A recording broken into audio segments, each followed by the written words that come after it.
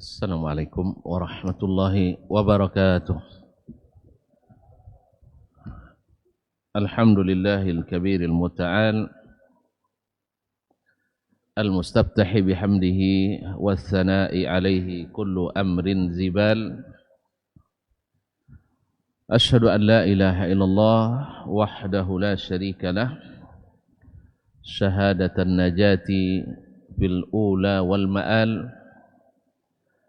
Wa asyhadu anna Muhammadan abduhu wa rasuluh al-karimul khisal al-azimul fi'al sallallahu alaihi wa ala alihi khairi al wa ashabihi wa man tabi'ahum bi ihsanin ila yaumil ma'al.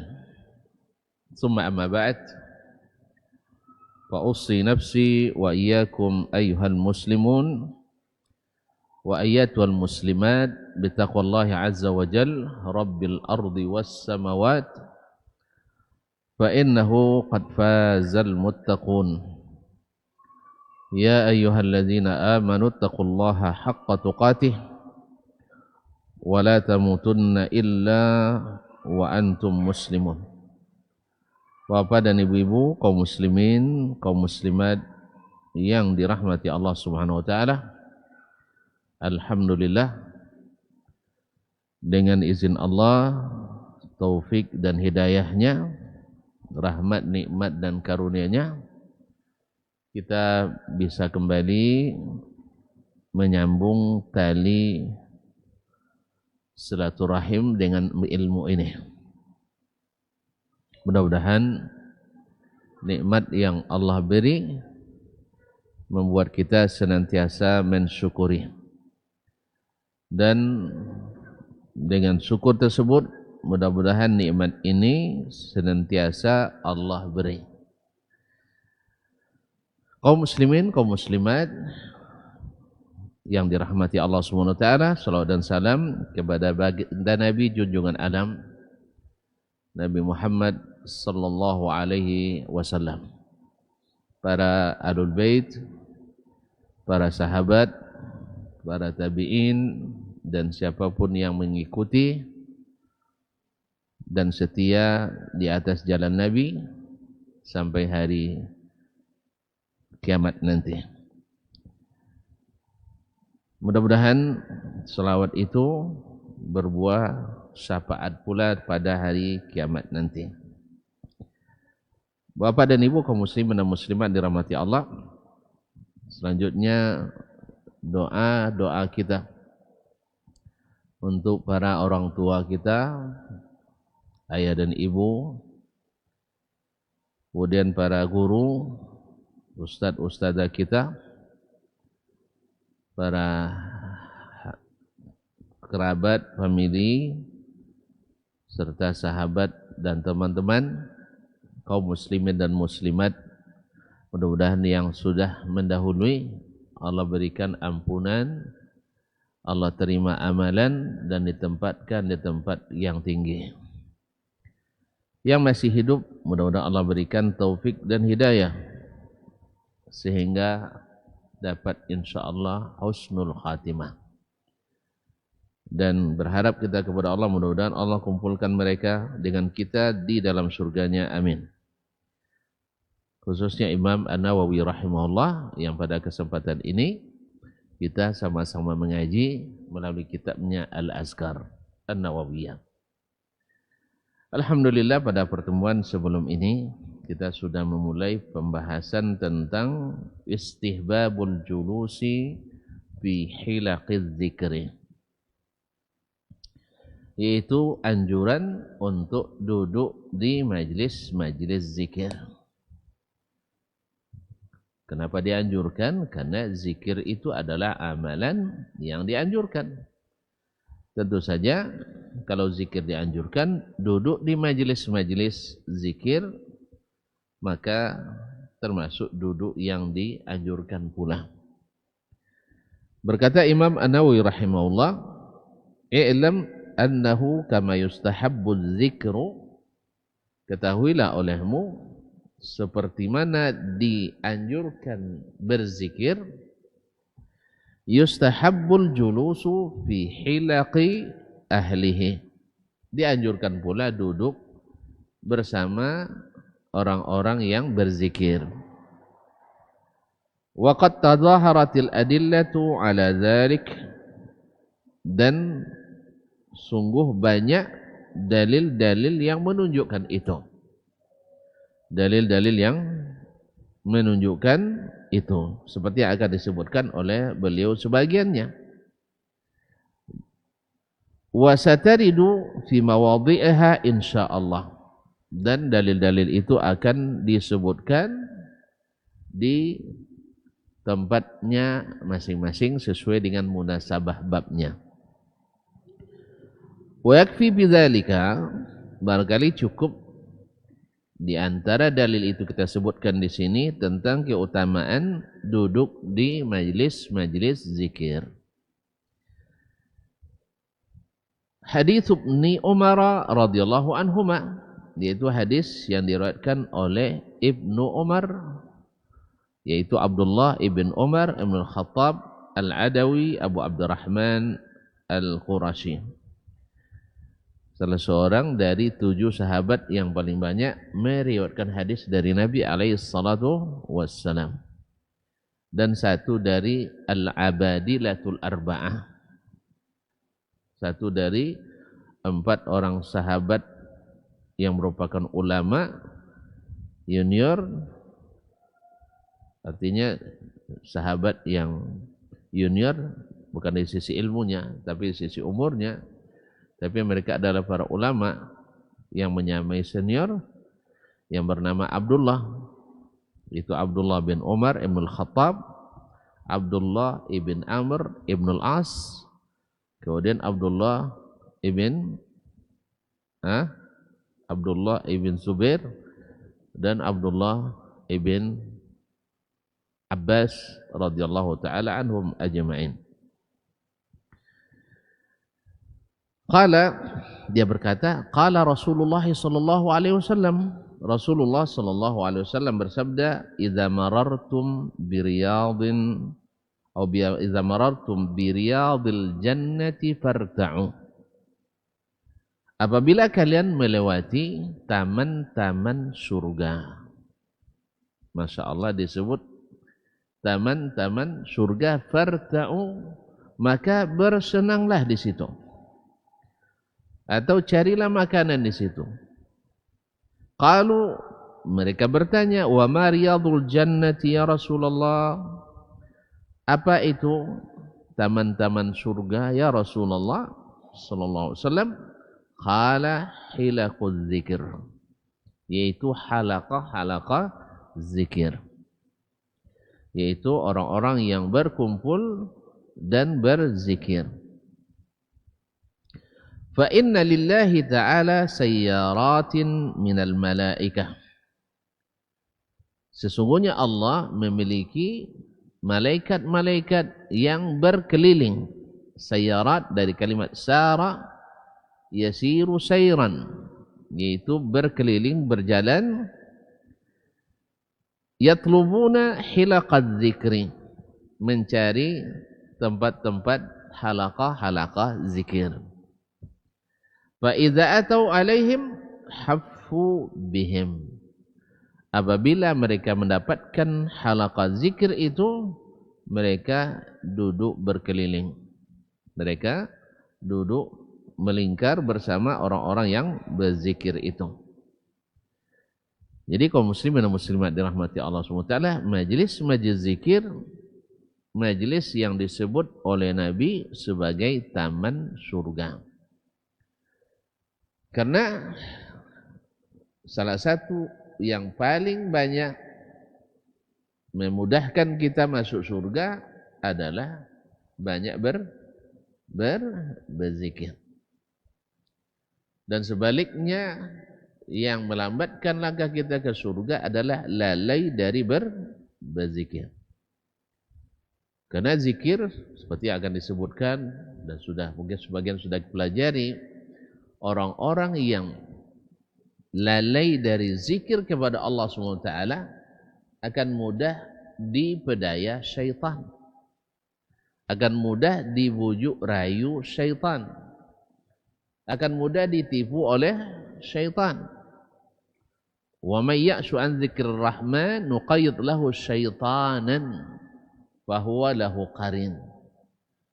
Siapa yang lalai dari berzikir kepada Allah yang Maha Pengasih, kami siapkan baginya syaitan yang senantiasa menemani. Jadi kalau syaitan yang menemani, kemana diajaknya? Nah, syaitan kalau dia teman kita, kemana diajaknya? Ke jalan kesesatan. Jalan sesat, kemana akhirnya? Ke neraka. Ada orang tersesat ke surga. Mas, lo kok masuk surga? Tersesat saya, sehingga sampai ke surga. Tidak ada cerita. Yang tersesat tak akan masuk surga. Kecuali Allah SWT kembalikan dia. Ya, jalan sesat, tidak ada cerita masuk surga. Kecuali kalau Allah yang mengembalikan dia, dia jemput kembali. Makanya orang-orang yang berzikir, syaitan tidak akan menguasainya. Ketika seseorang keluar dari rumah, lalu dia baca Bismillah tawakkaltu 'ala Allah, la haula wala quwata illa billah. Syaitan mengatakan waqad hudita wa uqit, kamu sudah diberi petunjuk dan kamu sudah dijaga, sehingga dia tidak bisa lagi mempengaruhinya. Ketika kita pulang ke rumah, masuk ke dalam rumah, lalu kita baca Bismillah walajna Bismillah wa kharajna wa 'alallahi rabbina tawakkalna, syaitan juga tidak bisa ikut masuk bersama kita. Ketika kita tutup pintu-pintu rumah kita, lalu kita ucapkan Bismillah, syaitan tidak akan berani membukanya. Ketika kita tutup makanan kita di malam hari dengan mengucapkan Bismillah, dia tidak akan menyingkapnya. Oleh sebab itu zikir kaum muslimin, kaum muslimat dirahmati Allah SWT adalah majlis yang membawa ke surga. Karena syaitan tidak bisa masuk dan mempengaruhinya. Oleh itu kaum muslimin dan muslimat dirahmati Allah, patutlah Nabi sebutkan zikir itu sebagai riyadul jannah, taman-taman surga. Kedua, disebutkan dalam hadis Isra dan Mi'raj Nabi alaihissalatu wassalam ketika bertemu dengan Nabi Ibrahim alaihissalam.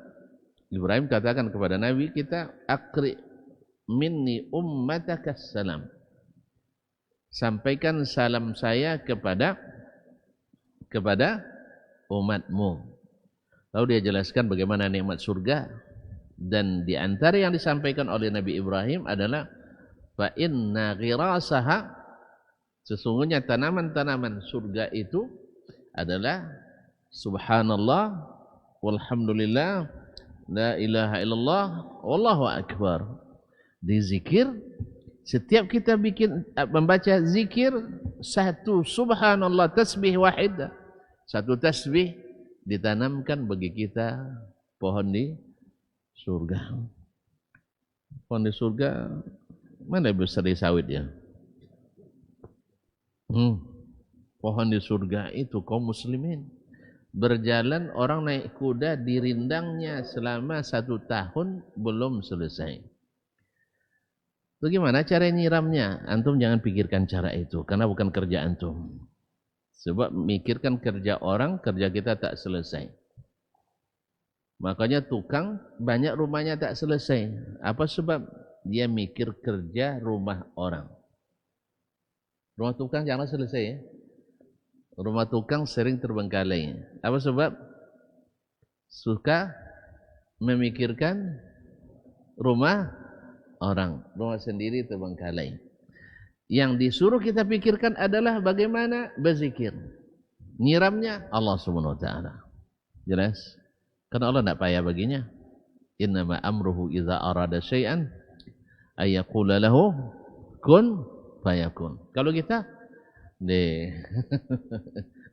panjang ceritanya. Makanya yang penting banyak baca. Subhanallah, walhamdulillah, wala ilaha illallah, wallahu akbar, dan dalam segala keadaan. Makanya disebutlah dia taman-taman surga. Semakin banyak berzikir, semakin rindang, semakin subur taman kita di surga. Kemudian disebut juga dengan taman surga karena memang zikir itu menenteramkan, menenangkan. Dan surga sifatnya adalah menyenangkan, menenteramkan, dan menenangkan. Itulah barangkali yang dimaksud oleh Syekhul Islam Ibnu Taimiyah rahimahullah ta'ala ketika menyebutkan inna fid dunya jannah. Di surga ini ada, di dunia ini ada surga. Man lam yadkhulha lam yadkhul jannatal akhirah. Siapa tidak menikmati surga dunia ini, dia tak akan masuk surga akhirat. Surga apa? Zikrullah. Makanya orang-orang seperti beliau masuk penjara baginya adalah rihlah, adalah refreshing.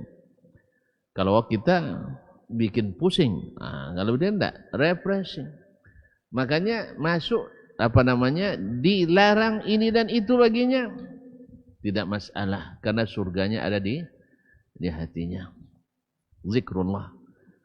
Jadi oleh itu kaum muslimin dan muslimat dirahmati Allah SWT, dan zikrullah adalah majlisnya para malaikat. Istimewanya malaikat adalah tidak pernah bosan berzikir. Ketika Allah memberitahukan kepada malaikat hendak menciptakan manusia sebagai pengelola alam ini,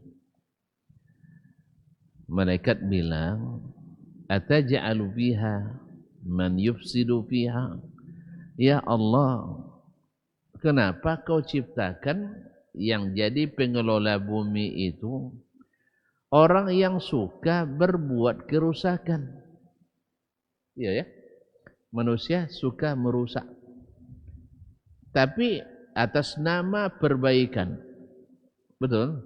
Semua perusak di dunia ini alasannya selalu perbaikan, pemberdayaan. Tidak ada, semuanya merusak. Bikin aturan merusak untuk ini, bikin hutan rusak juga alasannya kebaikan dan kebaikan.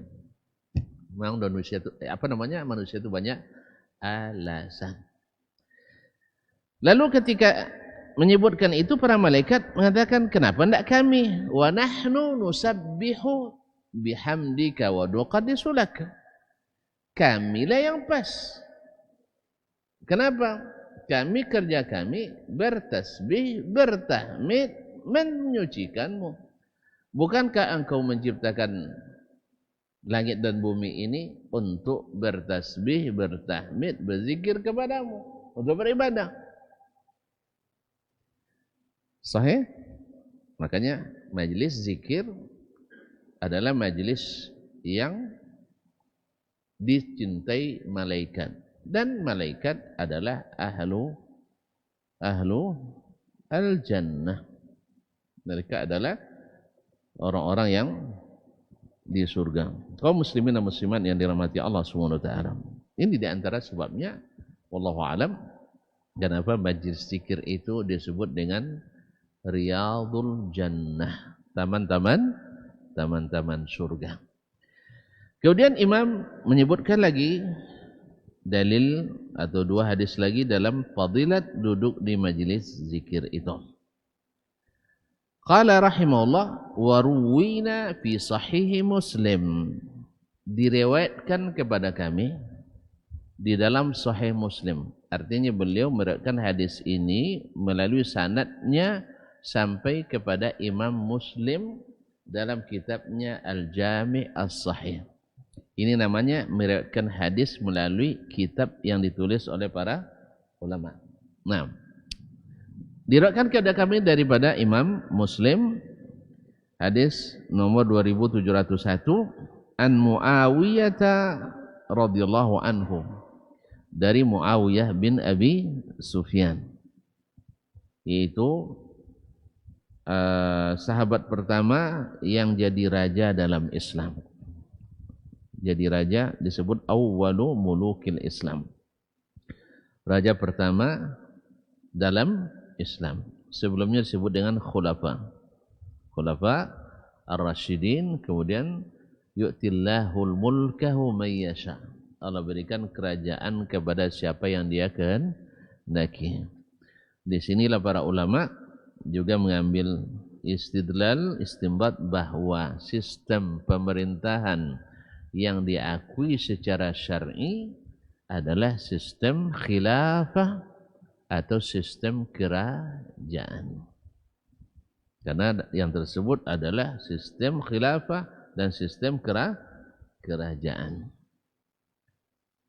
Dalam Al-Quran disebut tu'til mulka man tasha wa tanzi'ul mulka mimman tasha. Lalu sekarang thumma yu'tillahul mulkahu may yasha. Adapun sistem lain adalah ciptaan manusia yang tidak atau banyak bertentangan dengan syariat. Ma'asyiral kiram dirahmati Allah SWT. Oleh sebab itu, kalau kita lihat, kalau mau jujur kita melihat dengan kasat mata bahwa sistem yang sukses membangun, menyejahterakan rakyat sepanjang sejarah sampai hari ini adalah sistem khilafah atau sistem kerajaan. Coba tuan-tuan lihat, baik negeri muslim maupun negeri non-muslim. Mana negeri yang paling makmur rakyatnya, paling terjaga stabilitas keamanannya, dan paling barakah atau paling maju ekonominya, income per kapitanya, pasti tuan-tuan lihat negara kerajaan. Iya enggak? Serius ini. Ya, kerajaan. Di Asia Tenggara, negeri yang paling makmur kerajaan atau demokrasi? Hah? Kerajaan. Apa contohnya? Brunei Darussalam, Thailand, Malaysia. Sah? Mana yang lebih tinggi kemakmurannya, Malaysia atau Indonesia ya? Hah? Hah? Mana lagi makmur? Jadi mohon maaf, mana lebih makmur Thailand daripada Indonesia?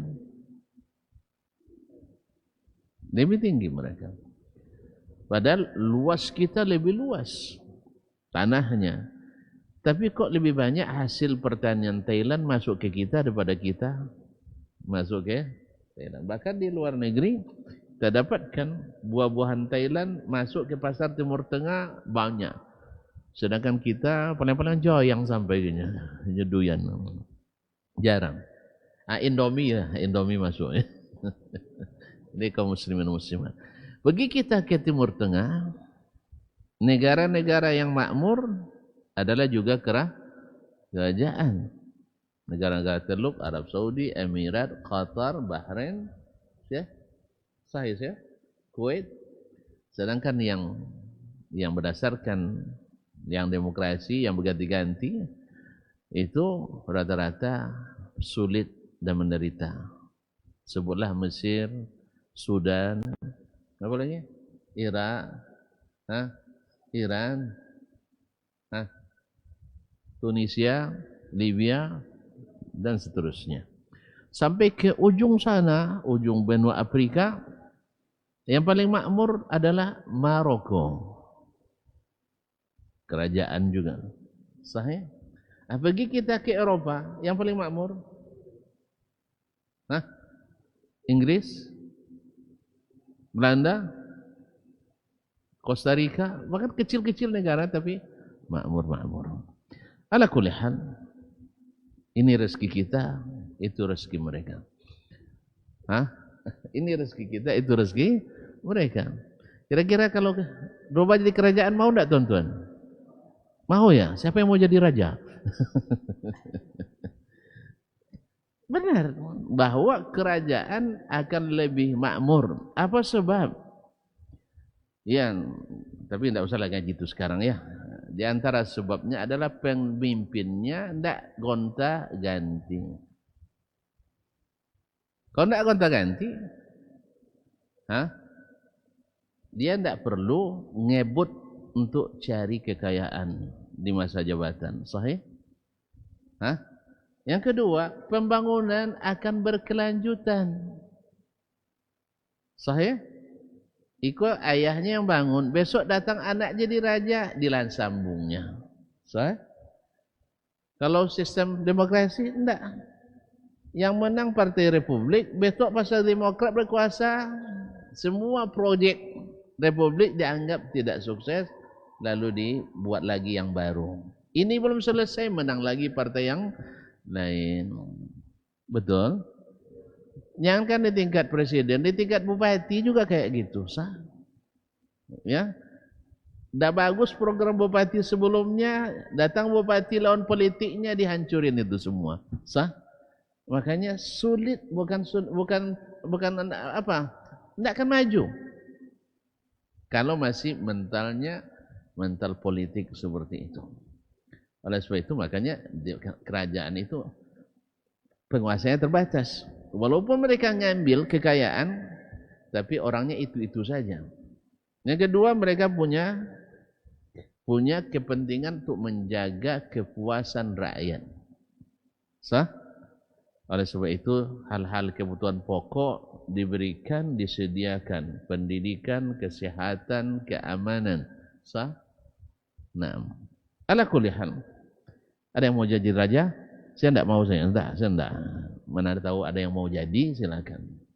Presiden dirubah jadi raja kan tidak apa-apa kan? Nah, untuk Allah yang lebih baik kan dulu asalnya juga kerajaan, sah? Lalu datang teori-teori barat masuk ke negeri kita, berubah menjadi sistem demokrasi yang diciptakan oleh manusia. Ala kulli hal. Kita jalani aja lah dulu ya. Ya, kita syukuri, kita jalani, kita pelihara.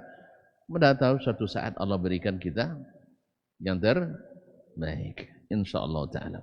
Baiklah kaum muslimin dan muslimat dirahmati Allah. Jadi Muawiyah awwalu mulukil Islam. Raja Islam pertama. Jadi kan tidak mustahil kan, awalnya khilafah, sah? Habis itu menjadi kerajaan. Semua bisa berubah dengan mudah, sah ya? Bisa mudah dengan mudah, alhamdulillah. Qala, dia berkata, kharaja Rasulullah sallallahu alaihi wasallam ala halqatin min ashabihi. Nabi sallallahu alaihi wasallam keluar dari rumahnya mendapatkan sahabatnya sedang melingkar. Faqala ma ajlasakum. Apa yang membuat kalian duduk seperti ini di sini? Di mana? Di masjid. Di masjid Nabawi. Kok baik sekali jawabnya. Rumah Nabi kan di samping masjid Nabawi. Berarti Nabi temukan sahabat melingkar di dalam masjid. Terus qalu jalasna nazkurullah ta'ala wa nahmaduhu ala ma hadana lil Islam wa manna bihi alaina. Kami duduk mengingat Allah Subhanahu wa taala, memujinya atas hidayah Islam yang telah diberikannya kepada kita. Wa manna bihi alaina, dan dikaruniakannya kepada kami. Qala, Nabi berkata, Allah ma ajalaskum illa dzak. Demi Allah, itu yang membuat kalian duduk. Qalu wallahi ma ajlasana illa dzak. Demi Allah ya Rasulullah, tidak ada yang membuat kami duduk kecuali alasan itu tadi. Ama inni lam astahlifkum tuhmatan lakum. Ingat, saya minta kalian bersumpah bukan karena meragukan kalian, tidak. Walakinnahu atani Jibril. Tapi datang kepadaku Jibril, fa akhbarani anna Allah Ta'ala yubahi bikumul malaikah. Tapi datang kepadaku Jibril memberitahukan bahwa Allah membanggakan kalian kepada para malaikat. Masya Allah. Orang yang duduk di majelis zikir dibanggakan Allah di depan orang-orang hebat. Malaikat orang hebat enggak ya? Hah? Malaikat orang hebat enggak? Hebat. Enggak satu pun mereka yang durhaka. La ya'sunallaha ma amarahum wa yaf'aluna ma yu'marun. Tak ada yang membantah apa yang Allah perintah dan semuanya mengerjakan. Kalau kita macam-macam. Ada yang membantah. Dari awal sudah dibantah, tentu tidak akan dijalankan perintah. Ada pula dibantah tapi tetap dikerjakan. Pasrah tapi tak rela. Jarang-jarang yang memang karena suka mendapat perintah dan dilaksanakan. Apalagi di zaman hari ini. Ya, termasuk pelaksanaan hadis ini sendiri nanti akan kita dapatkan banyak orang yang melanggarnya. Ya, melanggar apa yang ditemukan oleh Nabi, sahabat melakukannya. Ma'asyiral kiram yang dirahmati Allah SWT. Jadi malaikat adalah orang-orang baik, hamba-hamba Allah yang taat. Nas, orang yang duduk di majlis zikir itu dibanggakan Allah kepada para malaikatnya. Di mana? Di langit. Ma'asyiral kiram dirahmati Allah. Nah, sekarang karena munasabah hadis ini sering dijadikan oleh sebagian kaum muslimin sebagai alasan untuk berzikir bersama setiap selesai salat fardu. Salah seorang syekh dari Arab Saudi, Syekh Walid As-Sa'idan, ditanya oleh seorang syekh dari negara tetangga. Negara tetangga, kenapa orang-orang Arab Saudi tidak melakukan zikir jama'i selesai solat fardu? Padahal ini hadis jelas. Mereka duduk bersama berzikir. Sahih? Kan mereka, Nabi masuk, mereka melingkar bersama dan berzikir, bertasbih, memuji Allah atas petunjuk yang diberikan. Kenapa orang Arab Saudi tidak melakukan hadis ini? Gimana tuh? Kalau antum ditanya gimana cara jawabnya? Langsung kalian salah gitu ya? Kelahi jadinya. Enggak. Syekh dibilang, ya Ustaz, ya Syekh, menurut antum mana yang lebih paham hadis ini? Sahabatkah bersama Nabi, atau saya, atau antum? Paham pertanyaannya? Hadis ini mana yang lebih paham? Sahabatkah, Nabi, atau saya dan antum? Kalau pemahaman saya, itulah antum lihat di Arab Saudi. Imam selesai sholat bukan tidak berzikir, tetapi tidak memimpin zikir, atau alias tidak zikir jama'i. Walaupun sebagiannya menguatkan suaranya, tetapi tidak zikir jama'i.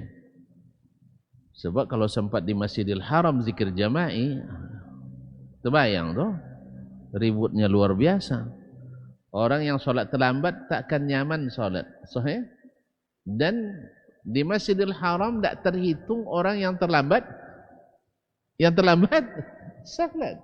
Karena setiap saat ada saja jemaah yang datang umrah dari berbagai penjuru dunia.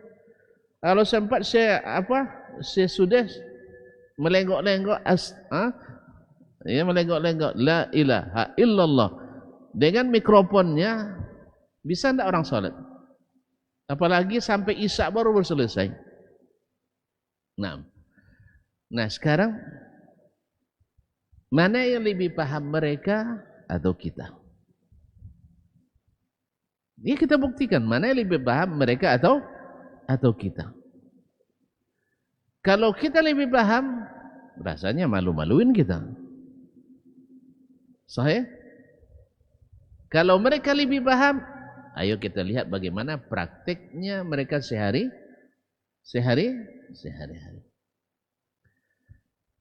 Nah, sekarang Anda tanyakan, kata Syekh, berapa kali atau ada enggak riwayatnya Nabi sallallahu alaihi wasallam atau Abu Bakar atau Umar atau Utsman atau Ali atau siapapun sahabat yang pernah jadi imam, baik di zaman Nabi masih hidup atau setelah Nabi wafat, yang memimpin zikir selesai salat fardu?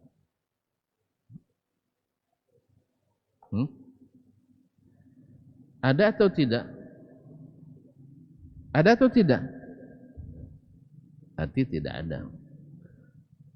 Alhamdulillah, hadis-hadis tentang zikir dan doa yang mengiringi salat, baik yang sebelum maupun sesudah maupun di dalam, alhamdulillah semuanya sudah dikumpulkan oleh para ulama yang meriwayatkan hadis. Tidaklah ditemukan Nabi dan para sahabat berzikir beramai-ramai. Padahal mereka meriwayatkan hadis ini. Siapa yang meriwayatkan tadi? Muawiyah sendiri. Muawiyah pernah jadi Muawiyah pernah jadi imam? Muawiyah pernah jadi imam? Dia khalifah, dia raja. Ada enggak dia melakukan seperti yang dia riwayatkan dari Nabi alaihi salatu wassalam? Berarti Muawiyah enggak paham? Tidak mungkin. Berarti mungkin kita yang salah paham.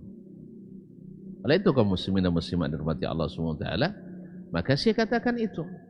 Ya, kalau seandainya pemahaman saya dan antum lebih bagus dari mereka, ya kita laksanakan. Tapi saya yakin bahwa mereka bersama Nabi lebih paham daripada kita tentang hadis ini. Karena hadis ini dijadikan hujjah oleh sebagian untuk membolehkan zikir jama'i setiap selesai salat. Ternyata tidak ada satupun riwayat yang mengatakan Nabi melakukan itu. Tidak ada satupun riwayat Abu Bakar melakukan itu. Tidak ada satu riwayat Umar melakukan itu. Tidak ada riwayat mengatakan Utsman melakukan itu setiap selesai salat fardu. Berarti bukan itu pemahamannya. Dan itulah ijma'nya mereka. Kalau itu kaum muslimin dan muslimat, ada pula seorang, masuk waktu sih, azan dulu. Baik.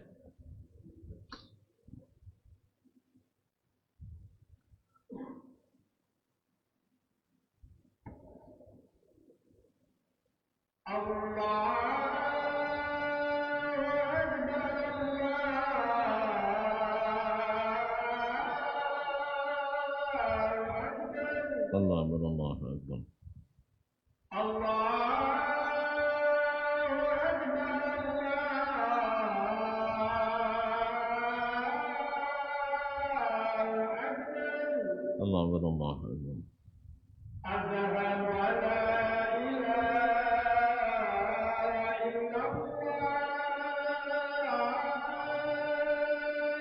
Masyaallah.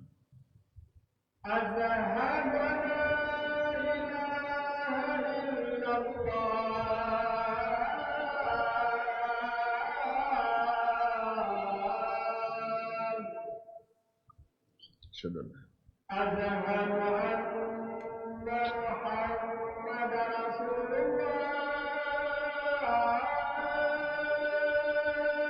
Asyhadu anna Muhammadar Rasulullah.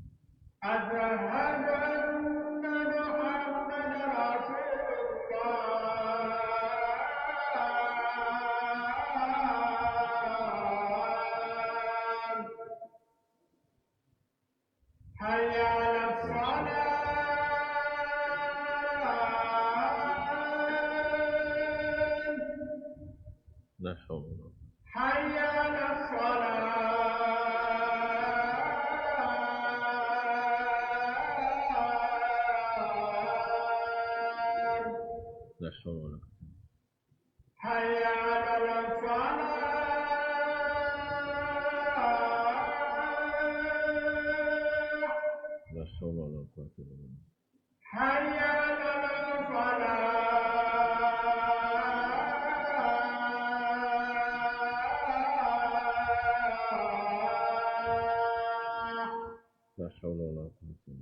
Wa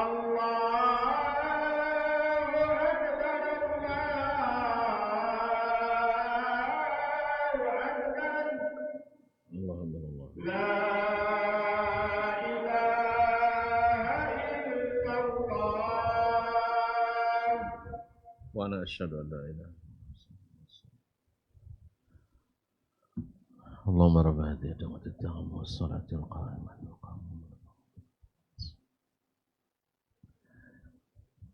Baik. Kaum muslimin dan muslimat dirahmati Allah Subhanahu wa taala. Jadi dari seluruh riwayat yang disampaikan ternyata pemahamannya Nabi dan para sahabatnya tidak seperti yang kita pahami itu. Sehingga tak diriwayatkan sekalipun beliau selesai salat fardu. Ingat ya, bukan selamanya. Selesai salat fardu melakukan zikir bersama atau doa bersama. Berarti bukan itu yang dipahami oleh Nabi, dan bukan itu pula yang dilakukan oleh para sahabatnya tadi. Karena mereka hadis ini tidak sedang selesai sholat. Artinya tidak selesai sholat fardu. Nabi masuk masjid, ditemukan mereka sedang melingkar dalam masjid. Apa yang mereka lakukan? Katanya kami mengingat Allah Subhanahu wa taala atas hidayah yang diberikan. Makanya di kalangan as-salaf kepada sahabat dan tabi'in bahwa ketika mereka menjelaskan majalisuz zikir, mereka seperti kata Muhammad bin Sirin mengatakan majalisuz zikir majalisul halali wal haram, yaitu majlis yang mengajarkan kita tentang hukum-hukum mana yang halal, mana yang haram. Dan ada yang mengatakan bahwa afdalu majalisiz zikir majalisul ilmi. Abdul majelis zikir itu adalah majelis ilmu. Majelis ilmu. Makanya kaum muslimin dan muslimat ketika dibandingkan oleh para as-salaf mana yang lebih utama, saya membaca zikir, tasbih, tahmid atau duduk di majelis ilmu, mereka katakan duduk di majelis ilmu lebih afdal daripada berzikir sendiri atau beribadah sendiri. Kecuali yang wajib. Karena dalam hadis Nabi disebutkan talabul ilmi sa'atan khairum min ibadati sanah. Menuntut ilmu sesaat lebih afdal daripada beribadah sunat setahun. Duduk menuntut ilmu sesaat antara maghrib dan isya ini lillahi ta'ala itu lebih afdal daripada ibadah sunat selama setahun. Syekh Ibnu Taimiyah rahimahullah pernah ditanya oleh orang dengan pertanyaan yang bersifat provokatif.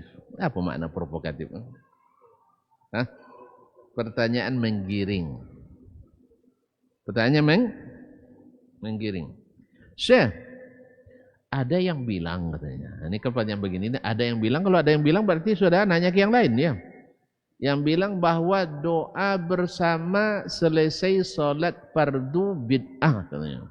Orang dengar kata bid'ah itu kan pantang. Nah, dihasutnya Syekh untuk memfatwakan itu.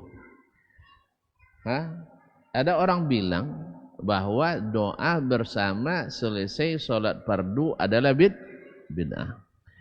Syekh kan dah kenyang dengan pertanyaan-pertanyaan orang, paham dia pertanyaan menggiring.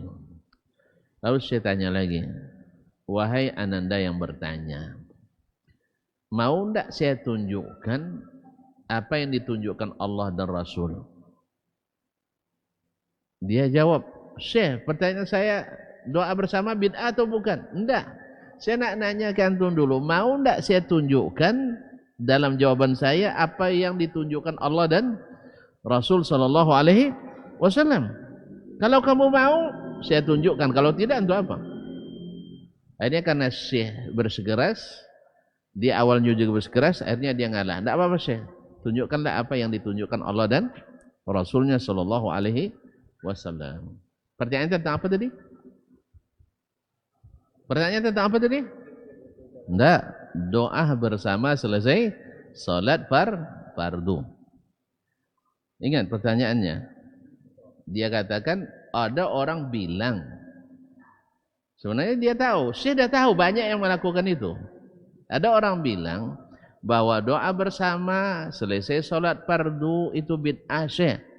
Kalau dijawab nanti pasti banyak yang menyerang Syekh nanti itu. Komentator-komentator yang tak berilmu apa lagi? Saya dicaci maki nanti dasar Wahabi dan sebagainya nanti itu. Maka saya bilang, mau tak ananda saya tunjukkan apa yang ditunjukkan Allah dan Rasulnya sallallahu alaihi wasallam dalam masalah ini. Akhirnya karena Syekh tetap bertahan, akhirnya dia mau mengalah. Mau Syekh. Lalu kata Syekh rahimahullah, Allah berfirman dalam Al-Qur'an, fa idza qadaytumus salata, nah sambung, fa idza qadaytumus salata fazkurullaha qiyaman wa qu'udan wa ala junubikum. Apabila selesai kalian salat, maka berdoalah atau berzikirlah. Fazkurullah, berzikirlah kepada Allah dalam keadaan qiyaman, sambil berdiri. Berarti selesai salat boleh langsung berdiri dan pergi. Karena kalimat berdiri bukan maksudnya zikir rati tagak, bukan itu maksudnya, yaitu pergi berzikir sambil berjalan. Mana tahu orang ini sedang dalam perjalanan. Misalnya orang sholat di masjid dekat bandara, nunggu masuk pesawat boarding. Assalamualaikum warahmatullahi, Assalamualaikum warahmatullahi, pikirannya sudah di pesawat. Maka dia astagfirullah kan, langsung bertegak. Boleh sambil berdiri. Sah? Kemudian wa qu'udan, atau sambil duduk, dan ini asalnya. Ini asalnya. Wa ala junubikum, bahkan sambil berbaring. Artinya ada orang nak berzikir, ya mungkin orangnya sakit atau loyo dan sebagainya, atau ngantuk, selesai salat dia berbaring, boleh. Di dalam hadis ini, ayat ini ditunjukkan oleh Allah apa?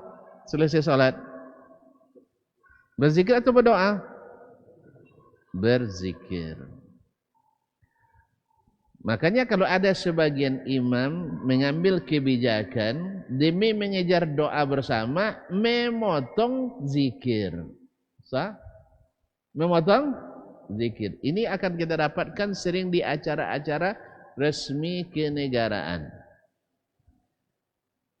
Ya, saya kalau hadir di Jakarta, di Istiqlal kadang, kalau ada acara kenegaraan, ada tamu negara, atau imamnya demi mengejar doa bersama, selesai salat, Assalamualaikum warahmatullahi, Assalamualaikum warahmatullahi. Nah, kadang-kadang langsung A'udzubillahi minasyaitonirrajim. Alhamdulillahirabbil alamin wassalatu wassalamu ala asyrafil anbiya mursalin wa ala alihi wa sahbihi ajmain. Allahumma fil muslimina wal muslimat wal mu'minina wal mu'minat, dan seterusnya. Semuanya dipotong. Doa zikir-zikirnya. Supaya apa? Supaya apa? Supaya apa? Ngejar doa bersama. Kan itu tadi ceritanya.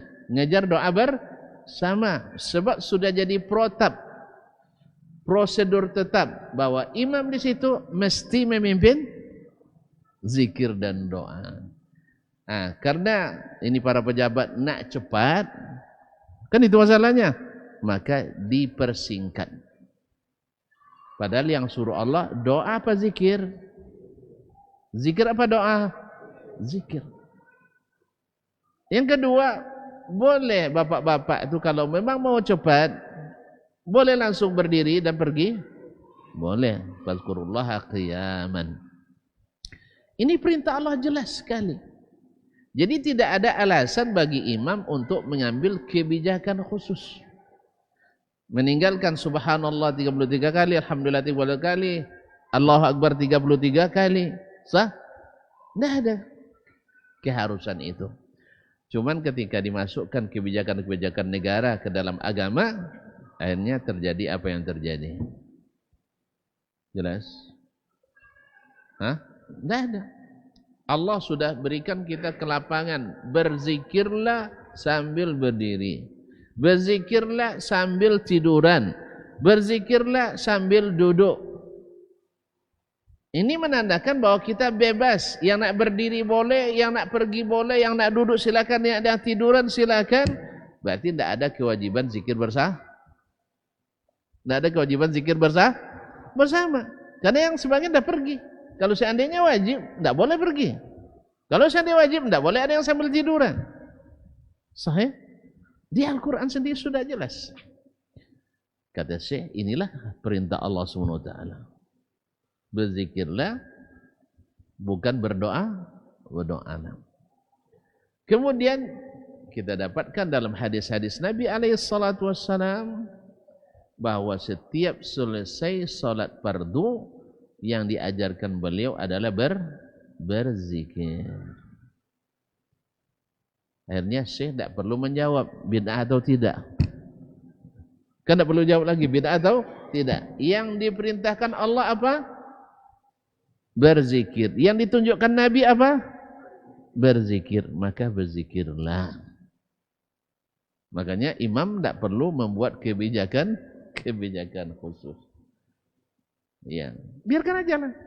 Pejabat mau pergi, tidak terikat. Justru pejabat lebih senang malah. Pejabat lebih senang. Assalamualaikum warahmatullahi. Assalamualaikum warahmatullahi. Imam tidak memimpin. Oh, berarti tidak boleh pergi. Sah? Tapi ketika imam bilang a'udzubillahi minasyaitonirrajim berdoa, seganlah bapak itu tegak. Doa aja tidak mau dia kan gitu. Jadi sebenarnya yang ditentukan Allah dan Rasul lebih ringan dan lebih baik daripada yang dibakukan oleh atau diciptakan oleh manusia-manusia setelahnya.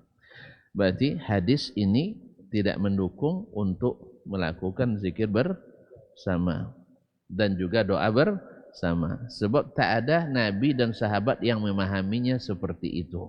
Buktinya tak direwatkan sekalipun Nabi memimpin doa dan zikir selesai sholat fardu. Jelas? Ya, karena hadisnya disebutkan teman saya jelaskan. Dan kita sering mengalami ini di lapangan. Sehingga ada pula sebagian yang mengatakan ciri khas ahlus sunnah itu apanya? Kan disampaikan oleh kiai besar itu, kiai nasional. Ciri khas ahlus sunnah itu adalah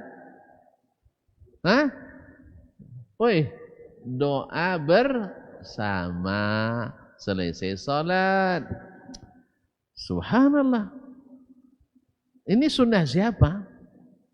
Sunnah Nabi atau sunnah selain Nabi? Ciri khas ahlus sunnah itu adalah mesti imam memimpin zikir dan doa selesai sholat fardu. Karena beliau sampaikan itu, maka saya lakukan klarifikasi ini. Kan zaman keterbukaan ini kan, bukan dulu zaman-zaman dulu enggak. Kalau enggak disampaikan di sini, sampai sini orang masjid sana enggak tahu. Kalau sekarang enggak, belum sampaikan dia sudah nuduh kita dulu. Hati-hati itu, yang enggak zikir bersama itu Wahabi itu katanya. Itu lagi timbul fitnah-fitnah yang tidak berkesudahan. Padahal di dalam hadis Nabi, dalam perintah Allah SWT yang dilakukan oleh Syekh Sudes dan imam-imam yang lain itulah yang sebenarnya amalannya ahlus sunnah. Karena begitulah Allah dalam Al-Quran menunjukkan dan begitulah Rasulullah SAW dalam sunnah-sunnahnya menyuruh dan mengamalkan, yaitu bahwa selesai sholat adalah dianjurkan berzikir. Berzikir boleh sambil berjalan, boleh sambil duduk, boleh sambil tidur. Kalau antum tanya mana yang afdol, tentu ya afdolnya selesaikan zikir dulu baru kita berdiri. Tetapi bukan suatu. Iya boleh, zikir sambil berjalan boleh. Ya tapi jangan jadi kebiasaan pula setiap zikir jalan terus. Ya. Ya, ini artinya apa? Bahwa tidak ada keharusan untuk ini. Kan terjadi zaman Nabi SAW. Nabi pernah sholat asar 2 rakaat. Yang cepat-cepat dah keluar. Yang cepat-cepat keluar Nabi kan. Itu sudah umum terjadi sejak zaman Nabi SAW. Yang nak duluan. Lalu yang tinggal tentu yang senior dekat Nabi SAW. Zulyadain tanya, ya Rasulullah, solat di qasar kah atau engkau lupa? Kata Nabi, enggak di qasar, saya juga enggak lupa. Dia bilang, bala ya Rasulullah, mesti engkau lupa atau solat di qasar. Lalu Nabi menoleh ke Abu Bakar dan Umar. Benar, seperti kata Zulyadain, benar. Nah, kalau gitu berarti saya lupa. Akhirnya Nabi salat lagi dengan jemaah 2 rakaat lagi. Ya, karena dia lupa. Maka kalau lupa tinggal menyambung. Tapi kalau sengaja batal. Itu aja bedanya. Kalau sengaja itu 2 rakaat salam, batal salat ulang dari awal lagi. Tapi kalau lupa 2 rakaat salam, lupa walaupun sudah bercakap, salat 2 rakaat lagi. Tahu bedanya? Kalau sengaja batal semuanya. Tapi kalau tak sengaja terlupa, sah yang pertama disambung dengan yang kedua. Jelas? Nah, baik kaum muslimin dan muslimat dirahmati Allah SWT, berarti ada yang keluar. Ada yang keluar lebih dulu. Baik kaum muslimin dan muslimat dirahmati Allah, masih ada satu hadis bab ini, besok aja ya. Hah? Besok aja lah ya. Ini gara-gara saya ini. Kok panjang-panjang sekali. Cuman karena memang munasabah. Karena orang sudah membuka, maka kita buka. Orang sudah membuka, sehingga kita dituduh bukan ahli sunnah. Kenapa? Karena tidak zikir dan doa bersama.